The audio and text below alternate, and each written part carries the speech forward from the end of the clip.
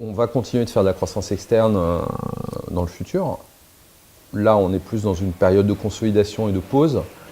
Mais quels sont les autres leviers je dirais, de croissance qu'on peut activer en fait et parmi les leviers, bon après il y a l'expansion géographique, il y a plein de choses. Hein, je veux dire la premiumisation, donc où on joue plus la croissance-valeur.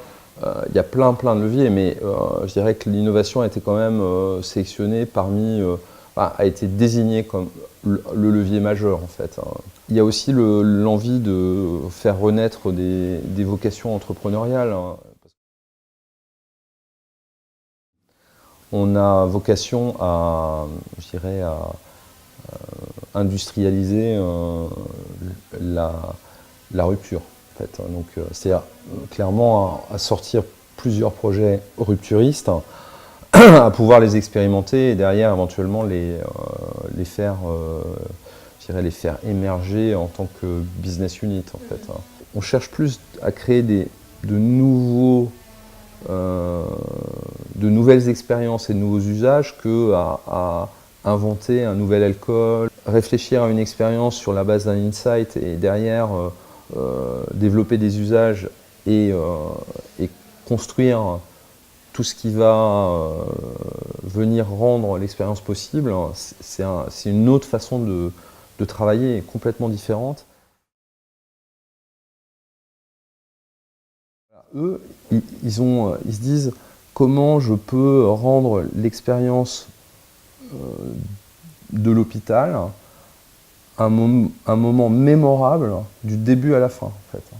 Sachant qu'au milieu, il y a effectivement une intervention chirurgicale ou un traitement de gens qui ont des cancers et autres. Mais comment je rends l'arrivée à l'hôpital agréable, comment je détends les gens, comment je les déstresse, comment je leur donne du service, de la gentillesse avant, et comment je les accompagne après. C'est-à-dire qu'ils sont fatigués parce qu'ils ont eu un traitement, hein, je les mets dans un environnement où il y a un spa, où, voilà, où tout est fait pour les requinquer, leur donner... Alors c'est sûr que ce n'est pas une médecine, je dirais, publique, hein, mais je veux dire, ils ont cette démarche de se poser la question de comment et ils raisonnent au-delà de l'hôpital. Alors c'est vrai qu'ils sont dans une ville aux États-Unis et que la ville dépend d'eux, mais donc ils se posaient la question, par exemple, comment je peux attirer dans cette ville des commerces, je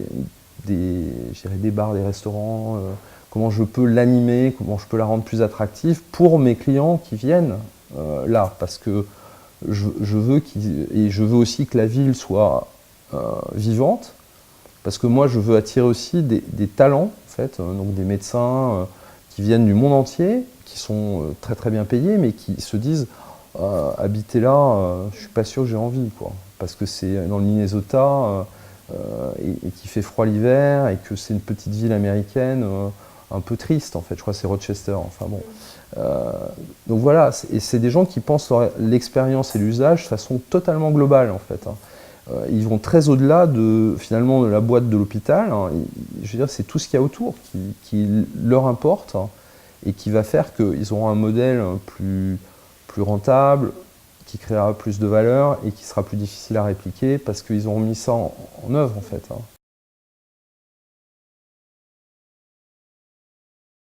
Et je pense que ce n'est pas du tout identifié comme tel par les groupes.